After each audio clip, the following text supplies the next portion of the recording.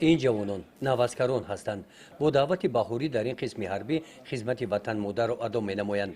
روز دهم خدمت آنها در صف قواهای مسلح است. این لحظه از واخوری کارمندان پروکراتورای حربی گارنیزون کولوب با آنها نیمه دوم ماه اپریل در قسم حربی 13483 وزارت مدافعه تاجیکستان میباشد. موضوع صحبت عاید رعایت طلبات آیین‌نامه‌های حربی میباشد.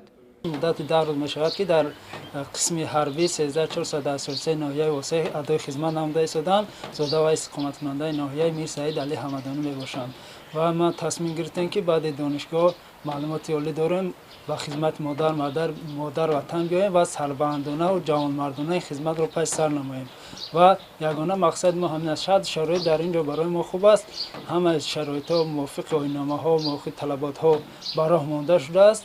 ما به نهایت مثلا افتخار میکنیم و هویت بلندی وطن دوستی ما بالا میگیرد که ما مردانوار در سرزمین خود در وطن خود خدمت نموده ایستادیم.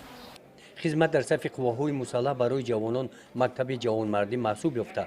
در روحیه وطن دوستی و وطن پروری، خودشناسی و خودآگاهی تربیت نمودن خدمتچیان حربی و برای آنها مهیا نمودن شرایط خوب خدمت، اینچنین رعایت طلبات آیین‌نامه‌های حربی مهمترین سمت سیاست مدافعوی کشور محسوب می‌یابد. این نقطه از پیام پرزیدنت جمهوری تاجیکستان درباره سمت‌های اساسی سیاست داخلی و خارجی جمهوری از 23 دکمبر سال 2022 در واخوری کارمندان پروکراتورای حربی گارنیزون کولوب قید کرده شد.